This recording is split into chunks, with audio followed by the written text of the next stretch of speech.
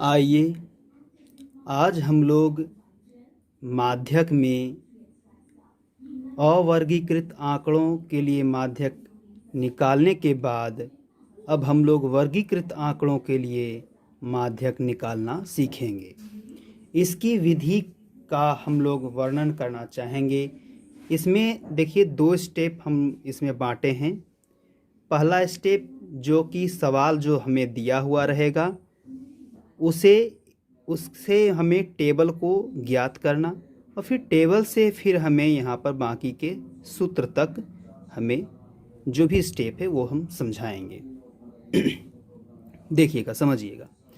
हमारा पहला जो है स्टेप, पहले सर्वप्रथम हम वर्गीकृत आंकड़ों के लिए कम या से अधिक प्रकार की संचयी बारंबारता को ज्ञात करते हैं। तो सबसे पहले हम क्या करेंगे कि जो भी वर्गीकृत आंकड़े होंगे उसके लिए हम से कम या से अधिक प्रकार का संचयी बारंबारता ज्ञात कर लेंगे। ज्ञात संचयी बारंबारता में सबसे अंतिम संचयी बारंबारता को लेकर n का मान प्राप्त कर लेंगे। ये n क्या है? यानी कि जितनी जो हमारी बारंबारता था उसका योग, यानी बारंबारता का योग कहिए, या फिर जो हमें अंतिम संचयी बारंबारता जो भी प्राप्त होगा वही n होगा। तो n क्या है? अंतिम संचयी बारंबारता है। अब हम n/2 का मान प्राप्त करेंगे, यानी कि n जो हमने प्राप्त किया था अब हम n/2 का मान प्राप्त करेंगे और n/2 से अधिक और निकटतम मान, यानी कि निकटतम मान का जो संचयी बारंबारता होगा n/2 से अधिक और निकटतम मान की संचयी बारंबारता को सेलेक्ट कर लेंगे। इसका चयन करने के बाद फिर इसके ठीक सामने का जो वर्ग अंतराल हमें मिलेगा उसी को हम माध्यक वर्ग मान लेंगे। यानी कि जो भी हम n/2 प्राप्त करेंगे, अंतिम संचयी बारंबारता प्राप्त करेंगे, उसको हम 2 से विभाजित करेंगे और उसके ठीक मतलब कि क्या है कि अधिक और निकटतम मान के संचयी बारंबारता को हम सिलेक्ट कर लेंगे। इसके ठीक सामने का जो भी वर्ग अंतराल होगा माध्यक वर्ग कहलाएगा। अब इसके स्टेप 2 में हम लोग बढ़ते हैं। तो माध्यक वर्ग की प्राप्ति के पश्चात हम निम्नलिखित मानों को ज्ञात कर लेंगे। जैसे कि L क्या है? जो भी हम माध्यक वर्ग प्राप्त करेंगे तो माध्यक वर्ग की निम्न सीमा और अधिकतम सीमा दोनों प्राप्त होती है। तो हमें L जो है हम निम्न सीमा को रखेंगे। ऐसा हमने बहुलक में भी प्राप्त किया था L का मान। तो L क्या है? माध्यक वर्ग की निम्न सीमा कहलाएगी। इसके बाद N यानी प्रेक्षणों की संख्या, यानी अंतिम जो संचयी बारंबारता हमने लिया था वह N हमें ज्ञात करना है। इसके बाद फिर हम लोग आगे आते हैं CF का मान निकालना, यानी माध्यक वर्ग के ठीक पहले वाले वर्ग की संचयी बारंबारता को हम लोग ज्ञात कर लेंगे। CF के बाद हम लोग F अर्थात माध्यक वर्ग की बारंबारता को ज्ञात करते हैं। इसके बाद H अर्थात वर्ग माप को हम लोग ज्ञात कर लेंगे। इतनी सारी चीज़ों को ज्ञात कर लेने के बाद हम इसे सूत्र में ढालेंगे। माध्यक का सूत्र है L + n/2 - CF/F × H। इस सूत्र को हमें ध्यान में रखना है। आइए हम लोग पहले टाइप पे विचार करें। हमें यहाँ पर से कम में एक जो है प्राप्तांक दिया गया है, जिसमें एक एग्ज़ाम लिया गया और विद्यार्थियों की कुछ संख्या दी गई है।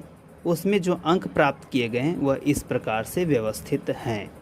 तो हम यहाँ पर देखेंगे कि विद्यार्थियों की संख्या हमें दी गई है। इसके आधार पर हम लोग एक टेबल को बनाएंगे। हमने यहाँ उत्तर में से कम की संचयी बारंबारता को बनाया, क्योंकि सवाल भी से कम पर दिया गया था और हमें बनाना भी से कम पर ही है। अगर सवाल से अधिक से दिया गया हो तब पर भी हम यहाँ पर क्या करेंगे, उसे से कम में बदलेंगे और उसके बाद फिर हम लोग बनाएंगे। तो से कम में हमें पहले वर्ग अंतराल को प्राप्त कर लेना है। अगर एग्ज़ाम में क्वेश्चन में हमें यहाँ पर यह देखना है कि यह जो वर्ग अंतराल यहाँ पर दिया गया रहेगा, अगर केवल वर्ग अंतराल और बारंबारता इस तरह का क्वेश्चन दिया गया है तो हमें केवल संचयी बारंबारता ज्ञात कर लेना है। लेकिन अगर हमें से कम या से अधिक की संचयी बारंबारता के साथ दी गई हो या से कम का यहाँ पर वर्ग अंतराल हमें दिया गया हो, तो हमें यहाँ पर क्या करना पड़ेगा कि हम उसे एक इस रूप में हम ज्ञात कर लेंगे, टेबल के रूप में ज्ञात कर लेंगे। तो हमारा प्राप्तांक क्या है कि जैसे कि 10 से कम था तो 10 से कम क्या होगा, तो 0 से 10 तक। 20 से कम क्या होगा, तो 0 से लेके 20 तक का मान होगा। तो हमने तो 10 का यहाँ पर ले चुका है, तो इसलिए अब क्या होगा, तो 10 से 20 होगा। इसी प्रकार जैसे 30 से कम, तो 30 से कम यानी कहने का मतलब 30 से लेकर के 0 तक। तो 30 से लेकर 0 तक में हम यहाँ पर देख रहे हैं कि 2 अंतराल तो हमने पहले से ले लिया है, यानी कि 20 तक ले लिया है। तो अब क्या बचा, तो 20 से 30। इसी प्रकार 40 से कम का अगर निकालेंगे तो हमने 30 तक तो ले ही लिया है, तो 30 से 40। इसी प्रकार से हम क्या करेंगे, 100 तक बढ़ते चले जाएंगे। विद्यार्थियों की जो संख्या हमें दी गई थी हम उसी प्रकार से उसी ढंग में लिख लेंगे। तो ये हमारा जो से कम का यहाँ पर जो था वर्ग अंतराल जो प्राप्तांक था वो हमने इस रूप में बना लिया। इसके बाद फिर हम इसका योग कर देंगे। हमारा योग कितना हो गया, 53। इसके बाद हम संचयी बारंबारता का टेबल ज्ञात करेंगे। तो संचयी बारंबारता का जो टेबल ज्ञात हो रहा है, चूँकि से कम का है तो हमें से कम में ही यहाँ पर ज्ञात करना है। वैसे भी अगर से अधिक का भी रहता तब पर भी हम से कम में ही ज्ञात करते। तो हम से कम की संचयी बारंबारता को लिखेंगे। तो से कम की संचयी बारंबारता को लिखने का आसान विधि देखिए, ध्यान दीजिएगा। ये हमारा क्या है, 5 है, तो हम इस 5 को लिख देंगे इसके सामने। इसके बाद जो होगा यानी कि 20 से कम, यानी कि 20 से कम कहने का मतलब 20 से लेकर 0 तक। तो कहाँ तक है भाई, तो 5 भी आ जाएगा इसमें। तो 5 3 8।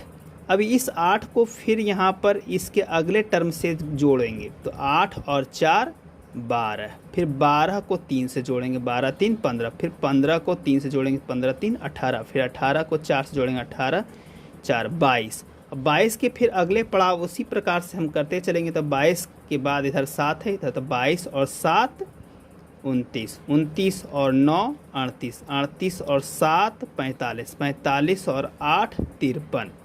तो हमें अंतिम रूप से जो संचयी बारंबारता प्राप्त हुई वह 53 है। हम देखेंगे कि बारंबारता का योग और अंतिम संचयी बारंबारता दोनों हमारा बराबर होना चाहिए।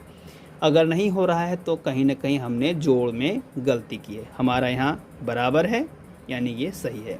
तो इसी चीज़ को हम यहाँ पर n कहते थे। याद कीजिए n क्या था कि बारंबारता का योग या फिर अंतिम संचयी बारंबारता।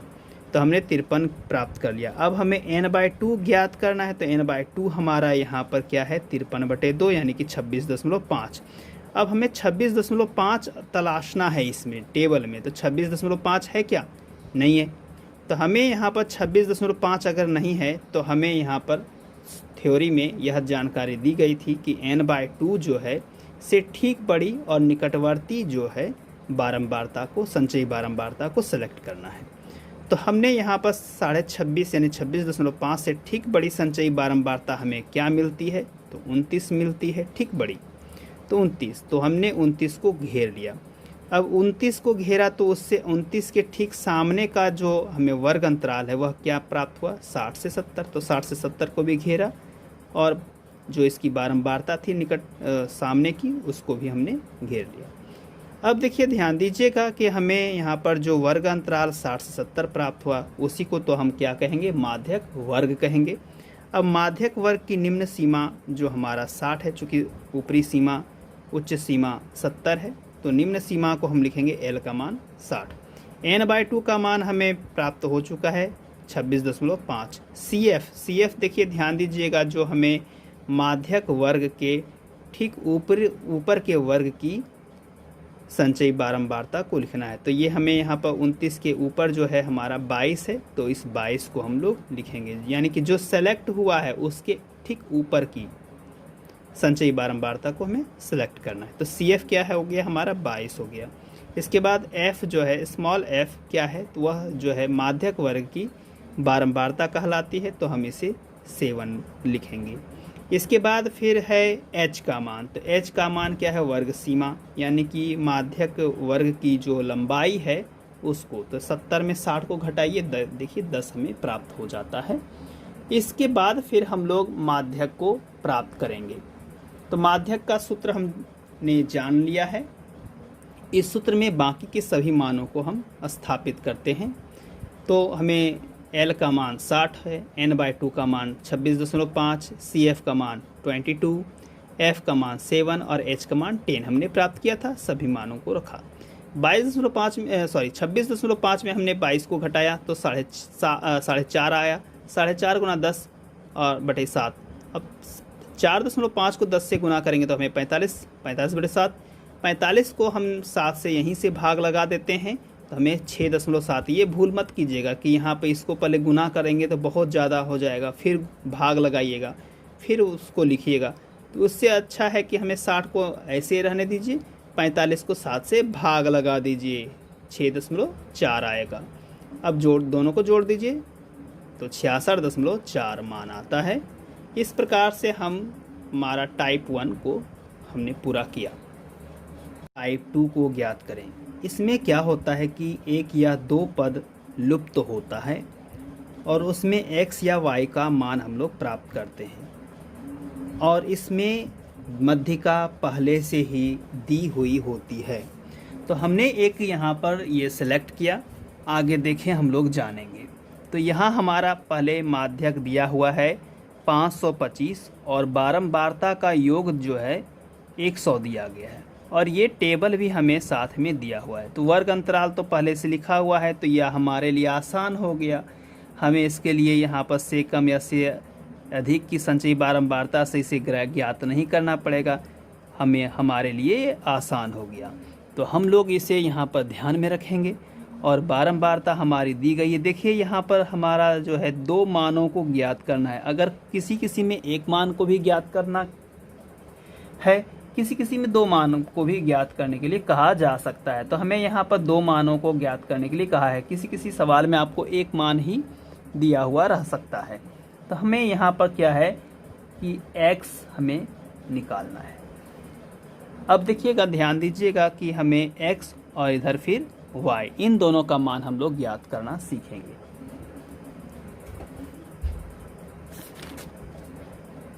इसके उत्तर के लिए हम लोग आगे बढ़ें। यहाँ देखते हैं कि हम लोग वर्ग अंतराल जो हमारा दिया गया था हम उसी को पुनः लिखेंगे और इसके बाद फिर हम लोग बारंबारता जो दी हुई थी उसको भी हम लोग अक्षरशः लिख लिए। इसके बाद हमें संचयी बारंबारता ज्ञात करनी है। तो चूंकि हम देख रहे हैं कि हमें से कम का ही निकालना है तो से कम का ही हम लोग निकालेंगे। तो हमारा से कम निकालना सीखे हुए हैं। तो ये क्या है, 2 है, तो हम इसे क्या करेंगे, 2 लिखेंगे।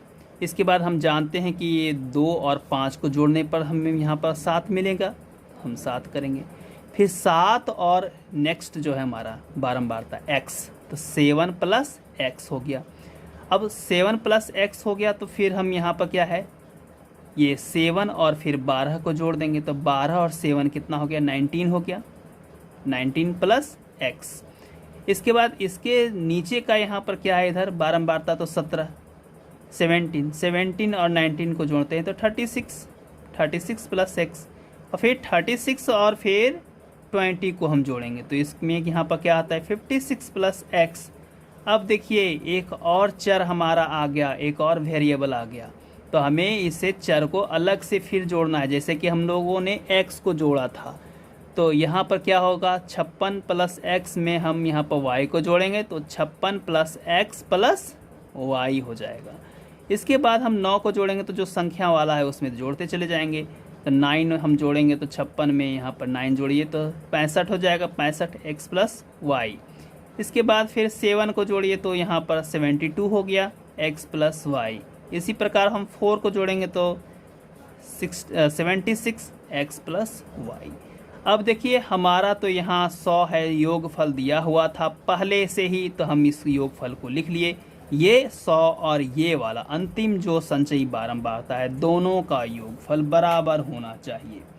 दिया यह गया है कि n का मान चूंकि 100, हम n को इसी को 100 कहते हैं, और एक और n यहाँ पर इधर भी दिया गया है, तो इन दोनों को क्या करेंगे, बराबर कर देंगे। चूंकि हमें दिया गया है कि n बराबर 100 और यहाँ हमने अंतिम संचयी बारंबारता 76 प्लस x प्लस वाई हमने निकाला है, दोनों को बराबर करेंगे और x का मान x प्लस वाई का मान हमें ये 24 ज्ञात कर लिया।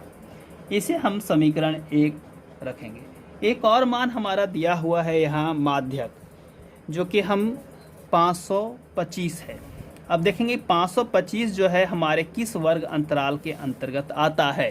तो हम देखते हैं कि 525 जो है 500 से लेकर 600 वाले वर्ग अंतराल में आते हैं।